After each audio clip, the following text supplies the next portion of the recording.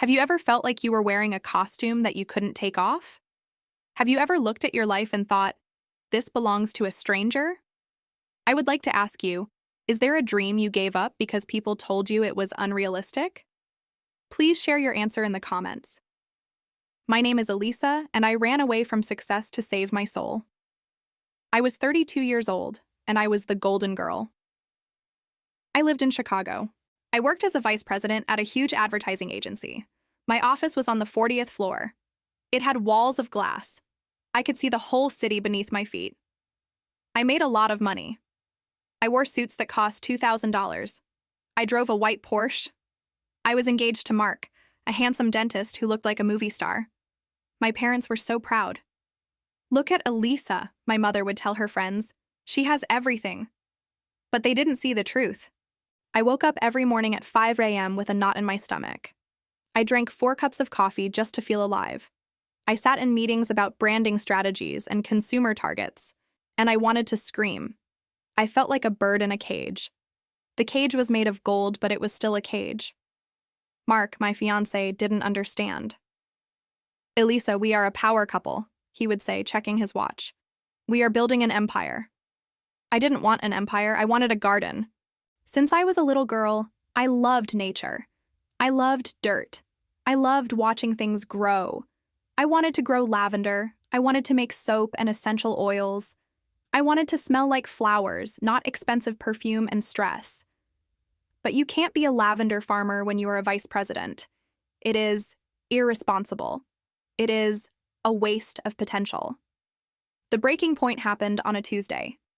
I was in a boardroom. My boss was shouting because a logo was the wrong shade of blue. He was red in the face. He was screaming about disaster and failure. I looked at him. I looked at the blue logo. This doesn't matter, I thought.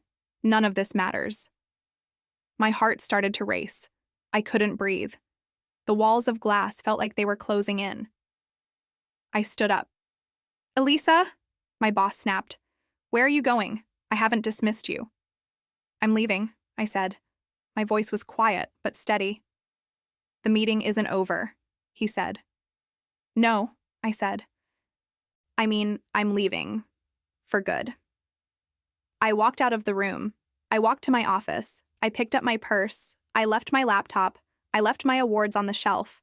I took the elevator down 40 floors. I walked out of the building and into the sunlight. I took a deep breath. I called Mark. "Mark," I said. "I can't marry you. I can't live this life. I'm sorry." "Elisa, you are having a panic attack," he said. "Go home. Take a pill. We have a dinner reservation at 8Y. "I'm not having a panic attack," I said, looking at the sky. "I am finally waking up." I hung up. I threw the phone into a trash can. I went to my penthouse. I packed 2 bags, just jeans, t-shirts, and comfortable boots. I got into my Porsche. I drove to a used car dealership. I traded the Porsche for an old rusty pickup truck and a check for the difference. Then I started driving. I didn't look at a map. I just drove away from the skyscrapers, away from the noise, away from the golden girl. I drove until the roads turned to dirt. I drove until I found a "for sale" sign in front of a tiny, broken-down cabin in the middle of a valley. It had no internet. It had a leaking roof. The garden was full of weeds. "It's perfect," I whispered. I bought it with my savings. I was alone. I was unemployed. My family thought I was insane. But for the first time in 10 years, the knot in my stomach was gone. Thought living in the country would be like a movie. I imagined waking up to singing birds, drinking coffee on the porch, and gently planting flowers while wearing a cute sun hat. Reality hit me hard, and it hit me fast. The first night in the cabin, I didn't sleep. It wasn't the silence that kept me awake. It was the noise. The wind howled through the cracks in the walls. Raccoons fought on the roof. The house groaned like an old man. I lay on a mattress on the floor, wrapped in 3 blankets, shivering. The heating system was broken. I had no electricity because I didn't know how to switch the breaker on. "What have I done?" I whispered into the dark. "I am Vice President Elisa. I don't know how to fix a furnace. I don't know how to kill a spider the size of my hand." The next morning, I stepped outside. My expensive white sneakers sank into the mud. I looked at the field. It was supposed to be my lavender farm. Right now, it was a jungle of weeds, rocks, and thorns. I grabbed a shovel. "Okay," I said. "Just dig." I dug for 10 minutes. My back screamed. My hands, which were used to typing on a keyboard, developed blisters immediately. The sun beat down on my neck. I stopped to wipe the sweat from my eyes. I looked up and saw a truck slowing down on the road. An old man with a gray beard was watching me. He rolled down the window. "You're holding the shovel wrong," he shouted. "Excuse me?" I asked, annoyed. "You're using your back. You need to use your legs. City girl, right?" He laughed. It was a dry, raspy laugh. "I give you 2 weeks. The bugs will eat you alive." He drove away, leaving a cloud of dust. I was furious. "I am not a city girl," I shouted at the dust. "I am a strong woman." But he was right. I was failing. For the next month, I battled the land. I woke up at dawn. I pulled weeds until my fingers bled. I ate canned beans because I was too tired to cook. My hair was messy. My skin was sunburnt. One evening, it started to rain. It wasn't a gentle shower. It was a storm. I was inside the cabin, reading a book by candlelight. Suddenly, I felt a drop of water on my head. Drip. Then another. Drip. Drip. The roof was leaking. Not in one place, but in 3. I ran around putting pots and pans under the leaks. Ping, pang. Plop. The sound was driving me crazy. Then the worst happened. My phone rang. I had a tiny signal near the window. It was my mother. "Elisa," she said. Her voice was cold. "Mark told us what you did. He said you were living in a shack. He said you look like a beggar." "I am not a beggar, Mom," I said, watching the water fill a cooking pot. "I am building a farm." "You are embarrassing us," she snapped. "Your father told everyone you are on a sabbatical to write a book. We can't tell people you are digging in the dirt. Come home. Mark is willing to take you back if you apologize." "Apologize?" I asked. "For what? For wanting to be happy?" "For throwing away a perfect life," she shouted. "You are being selfish. You will fail, Elisa. You don't know how to survive out there. Come home before you starve." She hung up. I sat on the floor. The rain was loud. The cabin was cold. The pots were overflowing. Maybe she was right. Maybe I was crazy. I looked at my blistered hands. I looked at my dirty fingernails. I missed my heated apartment. I missed my sushi dinners. I put my head on my knees and cried. I cried for the comfort I lost. I cried because I was lonely. But then, the next morning, something happened. I woke up and walked outside. The storm had passed. The air smelled fresh and clean. I looked at the patch of dirt I had cleared the day before. And there, pushing up through the mud, was a tiny green sprout. It wasn't lavender. It was just a wildflower. But it had survived the storm. It was small, but it was strong. "If you can do it," I whispered to the flower, "so can I."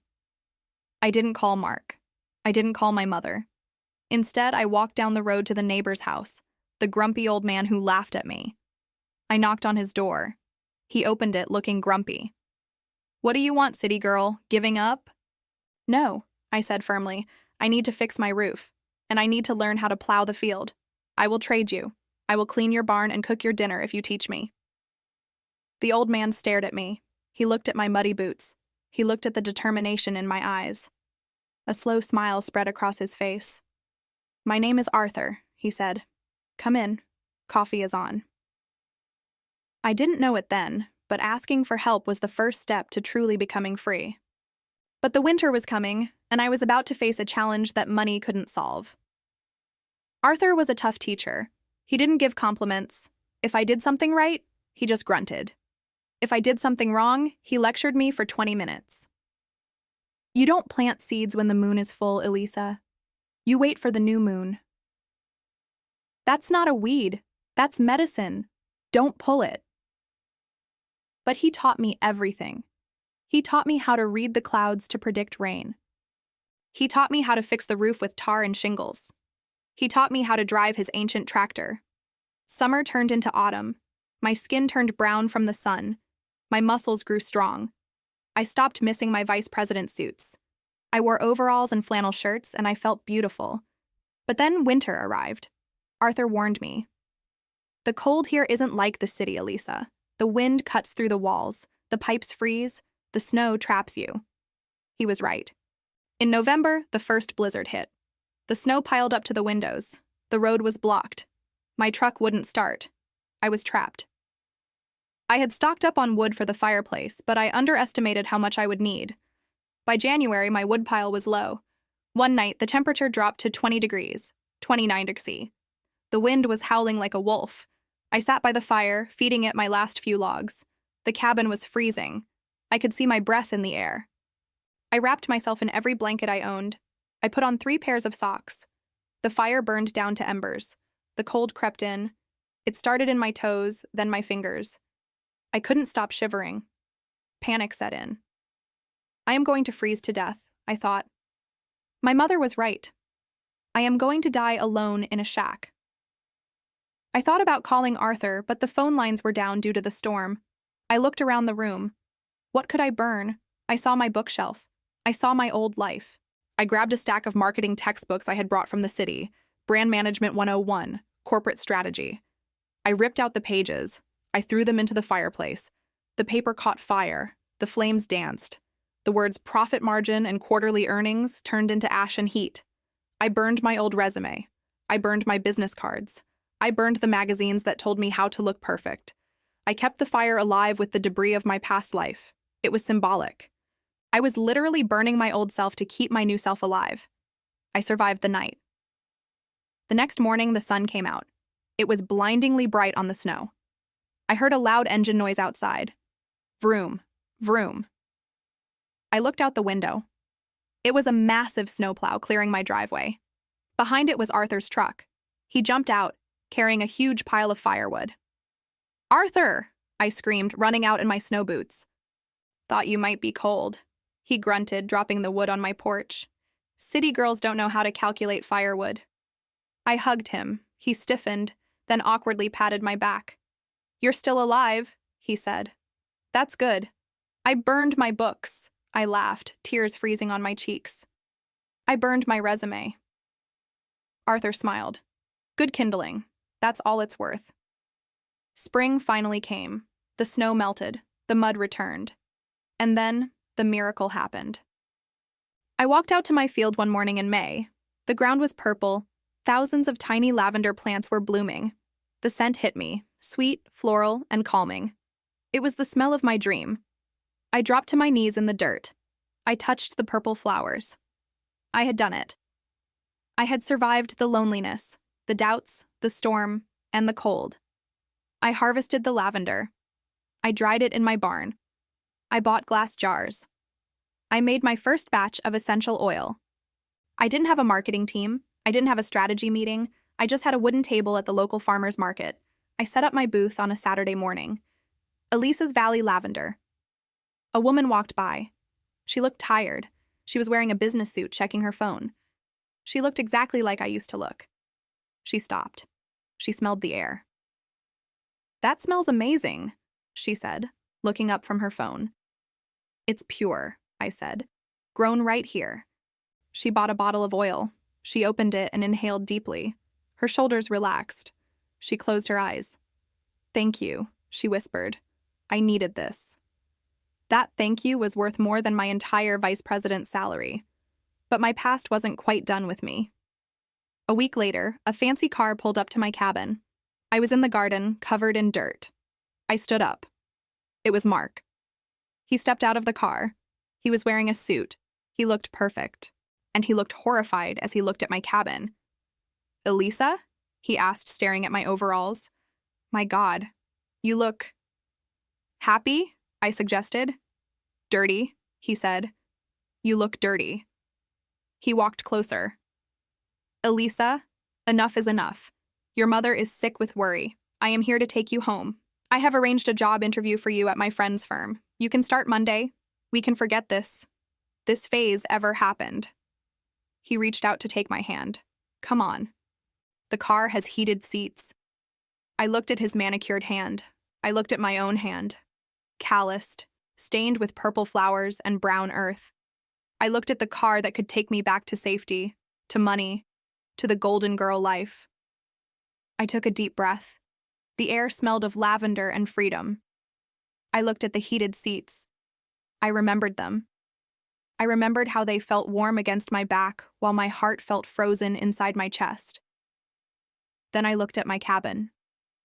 The chimney was smoking gently, my boots were muddy, my hands were rough, but I was warm.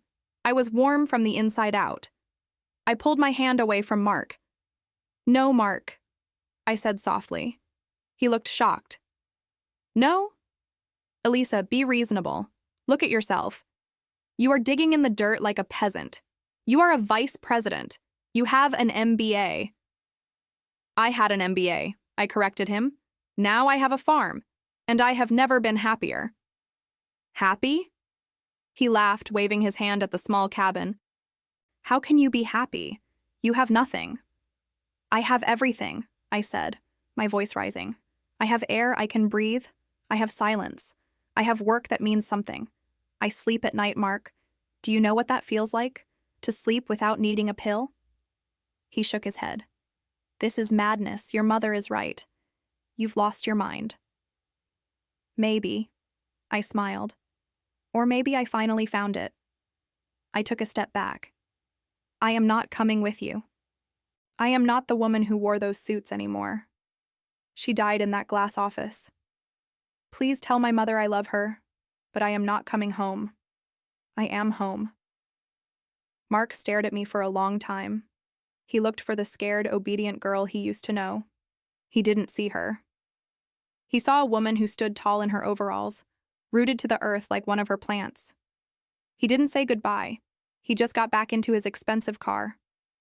He rolled up the window, shutting out the smell of the lavender. He drove away. I watched the car disappear down the dusty road. I waited for the panic to hit me. I waited for the regret. But all I felt was relief. The silence returned, filled only by the buzzing of bees and the wind in the trees. Arthur walked over from his porch. He had been watching. "Fancy car," he grunted. "Yeah," I said. "He wanted to give me a ride to the city." "You didn't go," Arthur noted. "I had work to do," I said, picking up my shovel. "Weeds don't pull themselves." Arthur smiled, a real wide smile this time. "Good girl." That was 3 years ago. Mark never came back. My parents eventually visited. They didn't understand it, and my mother refused to use the outhouse. But when she saw me laughing, really laughing, she stopped asking me to come home. I didn't become a millionaire. I don't have a Porsche. But Elisa's Valley Lavender is famous in our county. I make soaps, oils, and candles. I sell them online and at the market. I make enough money to fix the roof properly and keep the woodpile high. I wake up every morning when the sun rises. I drink my coffee on the porch, watching the purple waves of flowers dancing in the wind. I still have hard days. Farming is tough. Sometimes the crop fails. Sometimes the tractor breaks. But every scar on my hands tells a story of survival. Every dollar in my bank account is a dollar I earned with my own sweat and passion. My name is Elisa. I learned that the scariest thing in the world isn't being poor or being alone. The scariest thing is getting to the end of your life and realizing you lived it for someone else. I left everything behind to follow my own path. And in the middle of nowhere, I found myself. If this story about courage, leaving the rat race, and finding peace in nature inspired you, please give this video a like. Is there a perfect life you are living that doesn't feel right for you? Share your dreams in the comments below. For more emotional English stories about changing your destiny, please be sure to follow our channel.